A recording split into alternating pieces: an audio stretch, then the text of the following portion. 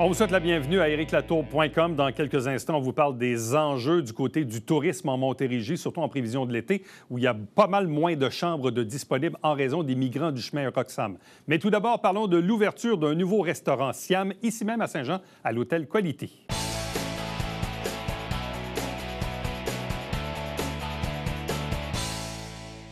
C'était une ouverture qui était très attendue à Saint-Jean-sur-Richelieu, l'ouverture d'un nouveau restaurant Siam, désormais au rez-de-chaussée de l'hôtel Qualité à Saint-Jean-sur-Richelieu. Siam existe déjà au 10-30 à Brossard, mais bon, tout le monde avait bien hâte qu'il y ait un resto finalement au rez-de-chaussée de l'hôtel sur la rue McDonald. Bien, c'est fait maintenant.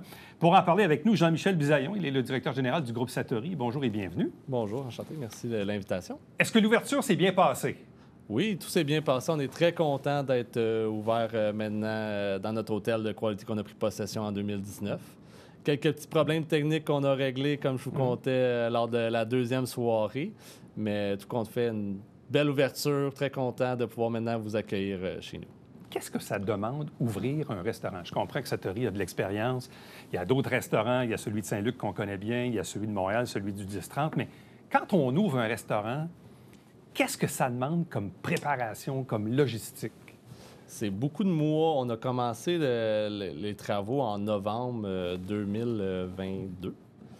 Donc, la mise en place, justement, les systèmes informatiques, les TPV, la coutellerie, les verres, les délais qui sont très longs dans tous les domaines, autant construction, mais on a eu des problèmes avec l'approvisionnement de verre aussi. Donc, c'est une grosse planification, vraiment de beaucoup de petits détails. La restauration, c'est de la nourriture, c'est du frais, c'est d'instantané, mais en arrière de ça, beaucoup de détails, justement, de mise en place. Ouais. Un troisième restaurant Siam fait aussi un standard qu'on veut garder, un stress relativement à ça, de garder nos standards Siam. Donc, beaucoup de petits détails à penser, une équipe en arrière de ça. Ce que ça veut dire dans les faits, c'est que vous voulez qu'un client qui va dans un autre Siam, quand il vient chez vous à Saint-Jean, on veut qu'il ait une expérience similaire au niveau de tout, là, la nourriture, le décor, le service. On veut qu'il y ait une ressemblance. Oui, on essaie d'avoir une signature. C'est justement notre troisième. On est avec les mêmes designers depuis le début, puis on essaie de créer une ambiance. Les portes sont similaires aux 10-30 avec ceux de Saint-Jean. On a été recréé de la hauteur avec le plafond au miroir. C'est beaucoup de détails de designers qu'on essaie d'aller rechercher des petits côtés similaires pour le Siam. Que quand on est à l'intérieur du Siam, sans qu'on voit la bannière, on le sait qu'on est dans un Siam. Bon.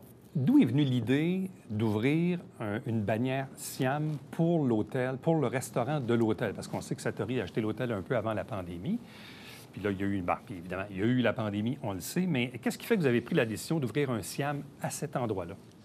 C'est vraiment... Siam, c'est rendu pour nous, c'est notre brand bébé, dans le fond, qu'on adore, qu'on trouve que ça a un beau succès. Dans la cuisine thaï, haut de gamme, avec un service, il n'y en a pas. Ouais. Donc, c'est vraiment quelque chose qu'on veut promouvoir à l'avenir, le Siam. Les propriétaires, ça va faire pas loin de 20 ans, qui sont à Saint-Jean-sur-Richelieu, avec le Satori qui est né, qui était premièrement Sushi Plus en 2004, de mémoire à peu près. Là. Donc, on a Saint-Jean à cœur.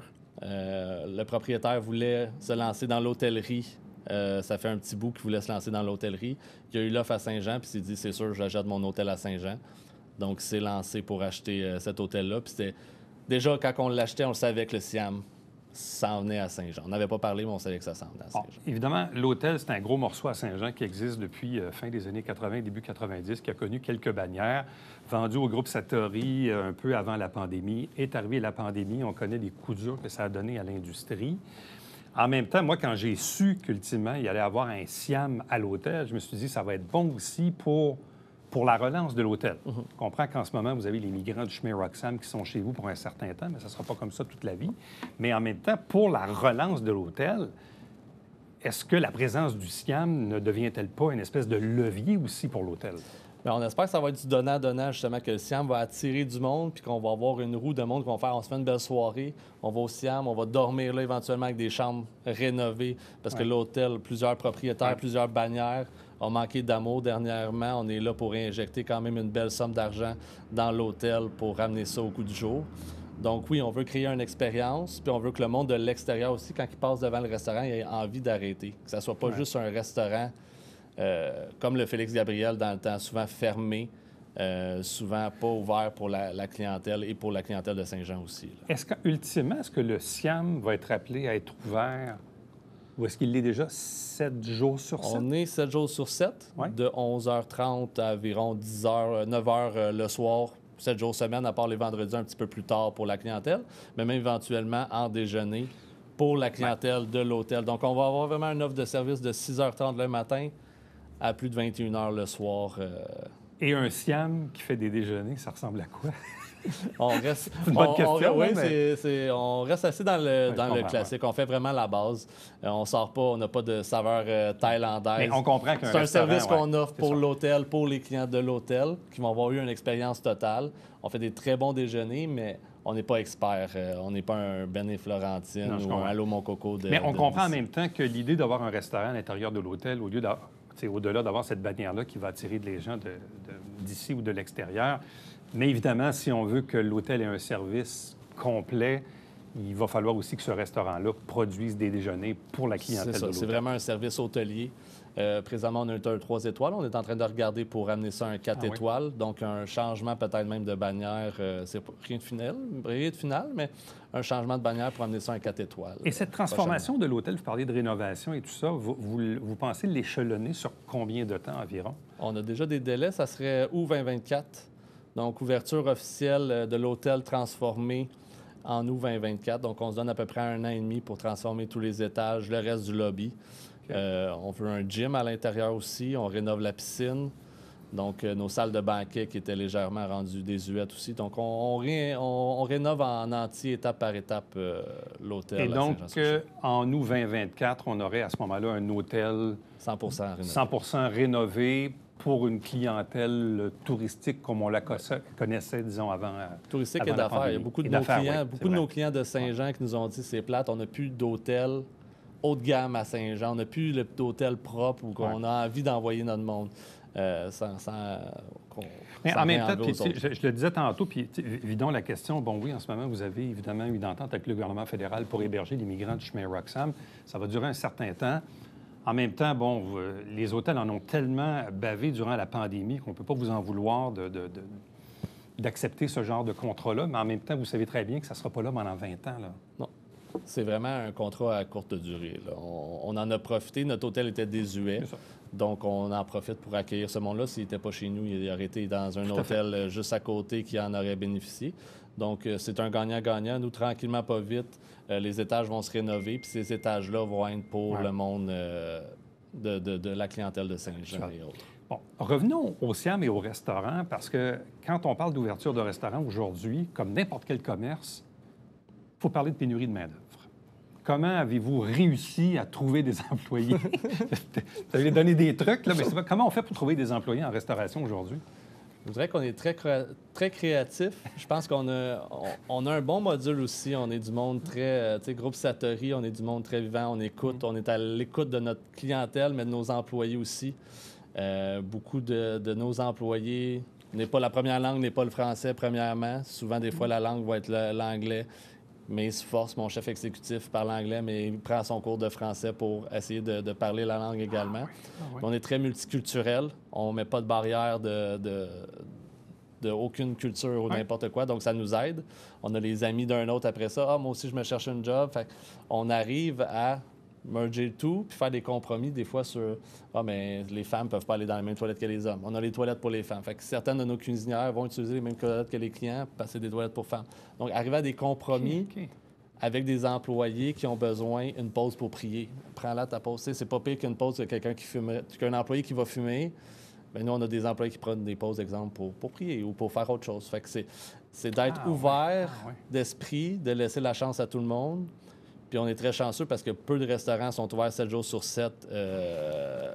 Tous nos établissements sont ouverts 7 jours sur 7 et certains même de 6 heures le matin parce qu'on est dans certains hôtels à Montréal, 7 heures le matin à 22 heures le soir. C'est Donc, pour ça on que je arrive posais à la être question très- sur la pénurie, parce que, bon, ouvrir un restaurant aujourd'hui avec la pénurie, c'est une chose. L'opérer 7 jours sur 7 et éventuellement pour les 3 repas de la journée, ça demande... C'est une certaine logistique, C'est incroyable, mais là. on y arrive très bien. Puis Comme je dis, je pense que le secret, c'est vraiment ça. On est à l'écoute de notre personnel. Puis Vous êtes accommodant, comme on dit.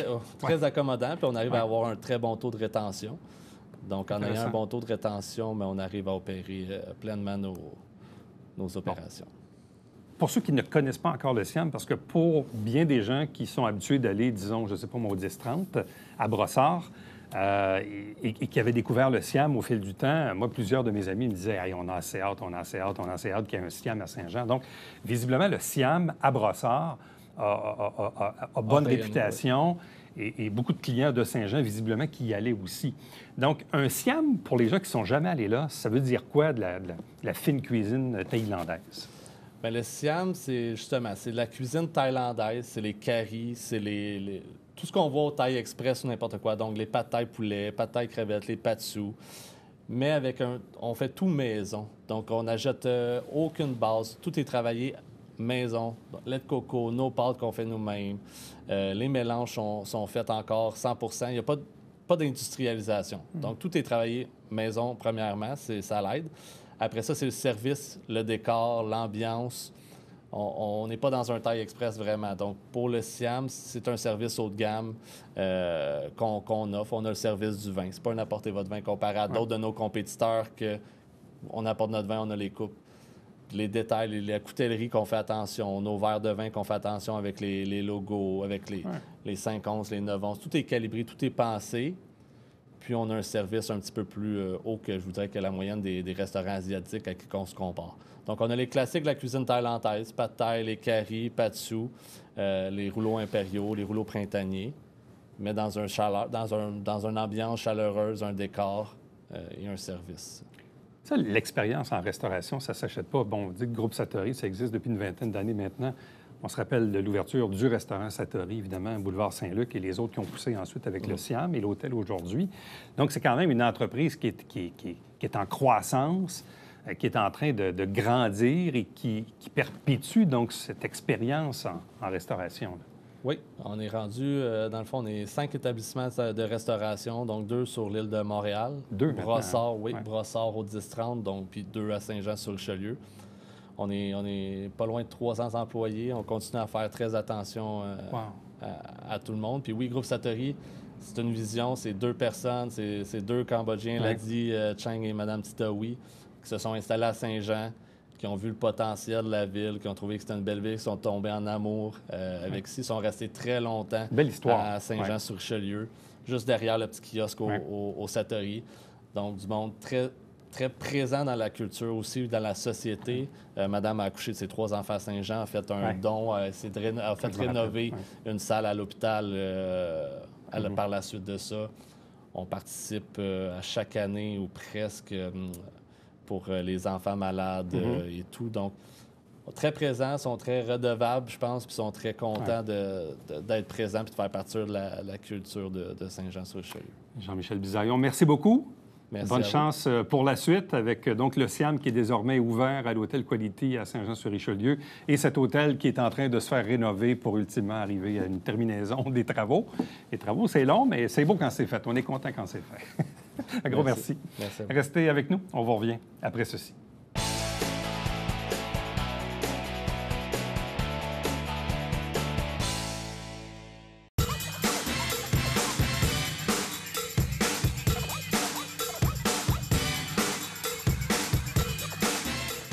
Dimanche, 9h30, Télébingo, on vous attend.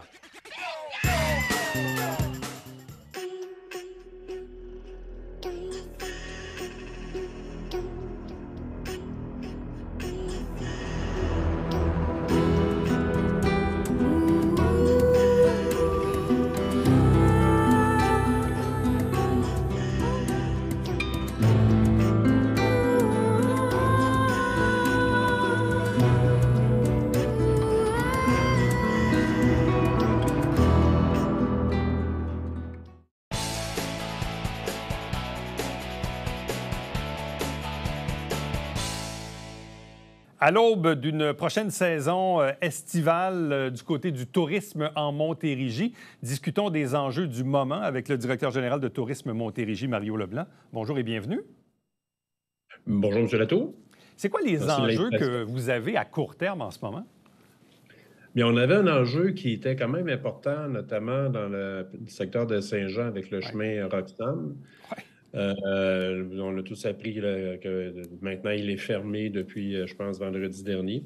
Mais il reste quand même que c'est encore un enjeu parce qu'il y a une bonne partie des chambres d'hôtel qui sont occupées encore une fois, encore pour quelques semaines, de ce que j'en ai compris, par des demandeurs d'asile. C'est correct, là. Je veux dire, on comprend cet aspect Ouais. humanitaire pour s'en occuper, mais il reste quand même que je ne sais pas comment ça va s'orienter là, pour l'été prochain, mais on nous a Ouais. dit qu'il n'y en avait plus de nouveaux qui étaient pour être hébergés, mais ceux qui sont là présents, bien, il y a des étapes à franchir avant qu'ils puissent rentrer sur le marché du travail, Ouais. par exemple. Faut expliquer au public parce que dans le fond, c'est un double enjeu.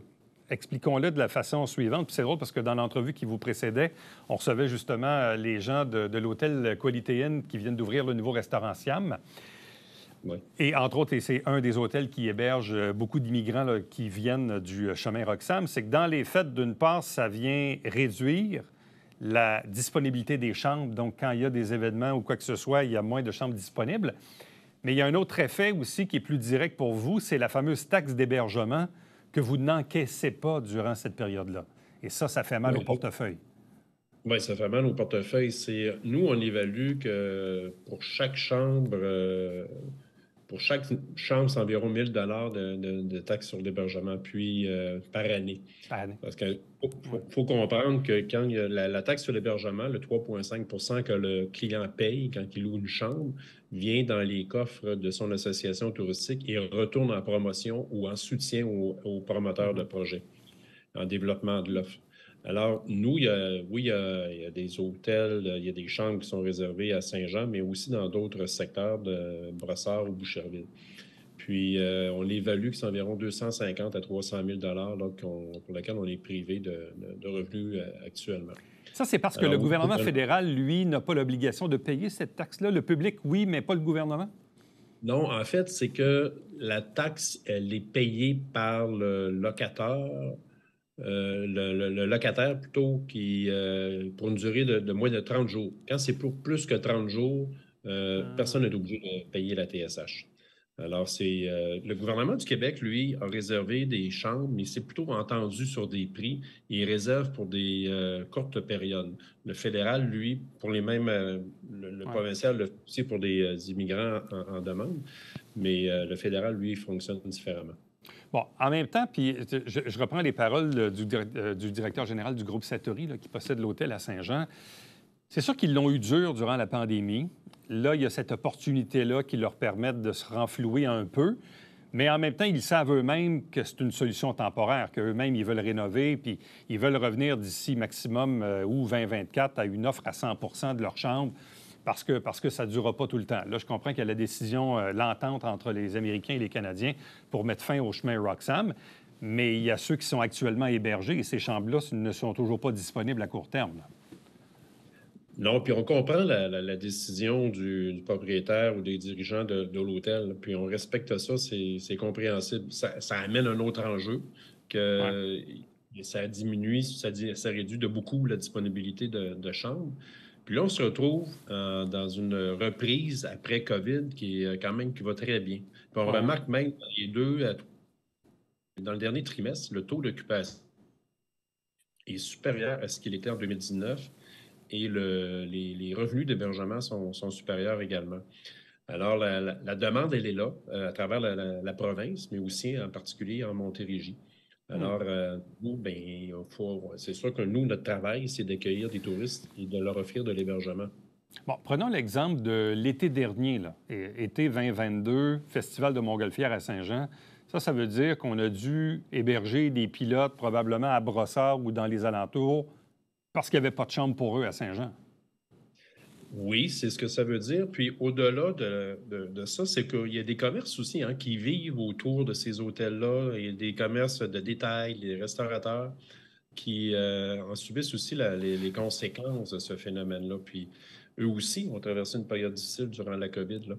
Alors, il y a tout un écosystème qui dépend de l'industrie touristique en partie, qui a été ébranlé pendant la COVID. Et puis là qu'on essaie de rétablir les choses ensemble. Là. Avez-vous eu des entretiens avec le gouvernement fédéral pour exprimer les impacts, les dommages collatéraux, disons, de ces hébergements-là de migrants en Montérégie? Oui, parce qu'on l'a fait en partenariat avec l'Alliance de l'industrie touristique, parce que le phénomène touche particulièrement la Montérégie, mais peut toucher d'autres régions.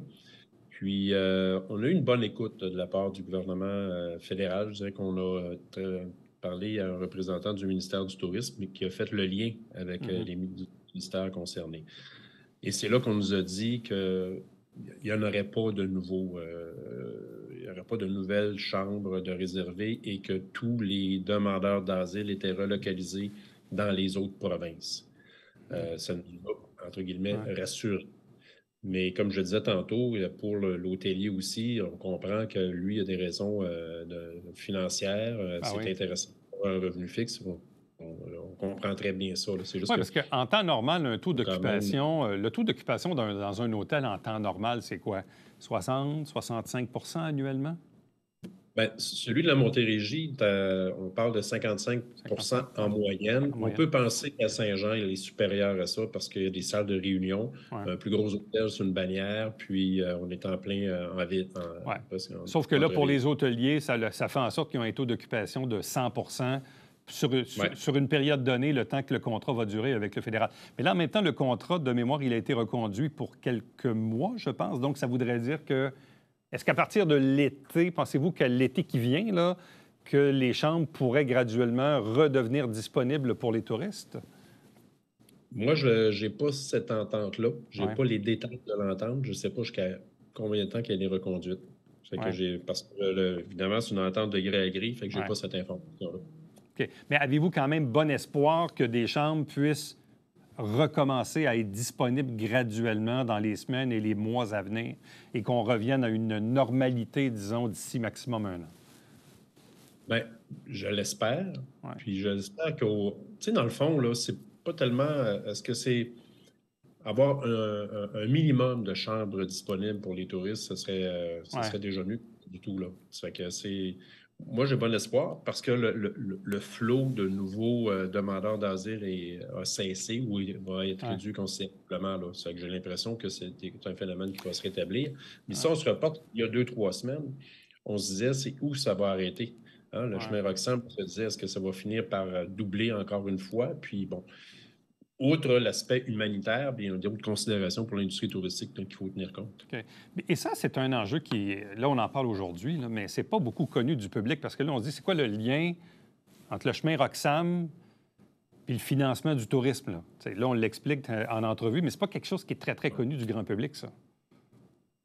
Non, mais effectivement, mais ce qui est important de savoir, c'est que vraiment, la taxe sur l'hébergement que le client paie, bien, elle revient entièrement dans l'industrie touristique de sa région. Ce qu'on paie comme taxe d'hébergement à Montérégie reste en Montérégie. Tantôt, je parlais de marketing, de développement, mais aussi pour l'accueil des touristes. Bon, et là, comment on arrive à gérer ce manque à gagner-là? Parce qu'il y a eu, évidemment, la période de la pandémie. Bon, il y a peut-être eu des subventions d'aide momentanément. Là, il y a la problématique des migrants qui prennent de l'espace dans les chambres d'hôtel et ça vous prive de cette taxe-là. Mais comment on arrive à Tourisme Montérégie, là, depuis 2-3 ans, à composer avec, disons, ces manques à gagner?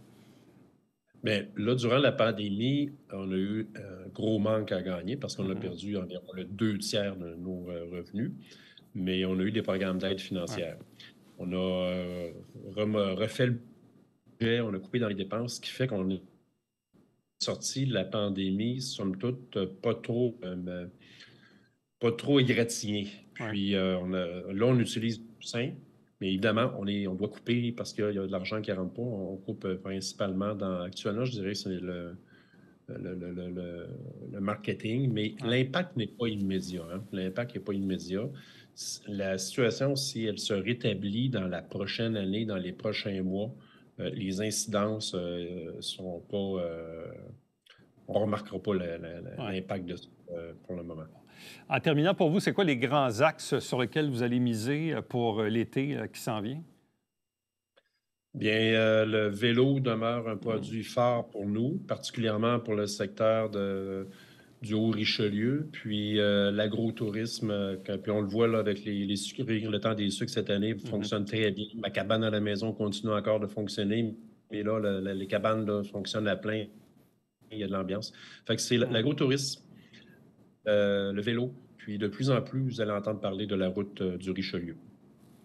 La route du Richelieu aussi, là, qui va se mettre en branle. Mais tu sais, on regarde, entre autres, le phénomène des cabanes, c'est incroyable. En tout cas, à Saint-Grégoire, là, c'est plein. Il faut réserver longtemps d'avance. C'est sûr qu'il y a un petit peu moins de cabanes qu'il y en avait dans le passé. Là. Il y en a quelques-unes qui ont fermé. Mais en tout cas, celles qui opèrent en ce moment sont à pleine capacité. Puis c'est sûr qu'il y a l'enjeu aussi des ressources. Parce que c'est pas tant d'opérer la cabane. Le problème, c'est d'avoir aussi des employés. On connaît là, des érablières qui voudraient ouvrir 7 jours sur 7 puis qui ne sont pas capables de le faire tout simplement parce qu'ils n'ont pas les employés. Donc, est-ce que la pénurie de main-d'œuvre vient aussi, disons, s'ajouter dans la liste des enjeux?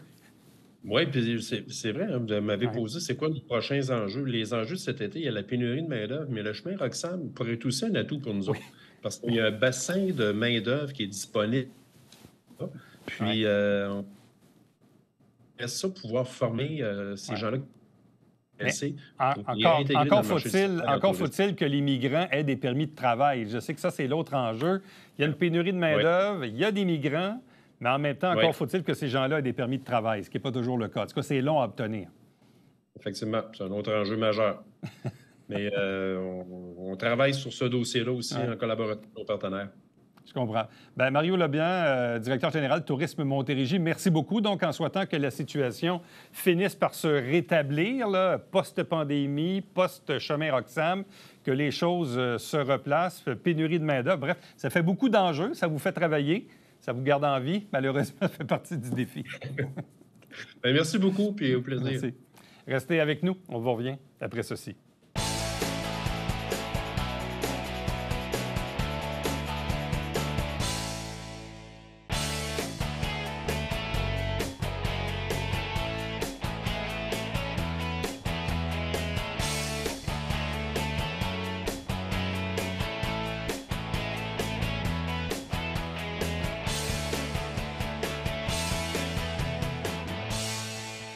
Voici une nouvelle qui va toucher les employés de la ville de Saint-Jean-sur-Richelieu et leur entourage. La ville se dote d'un nouveau moyen contre la violence conjugale avec la mise en place d'une ligne externe où les gens pourront appeler pour obtenir conseil ou pour dénoncer. À demain. Bye-bye.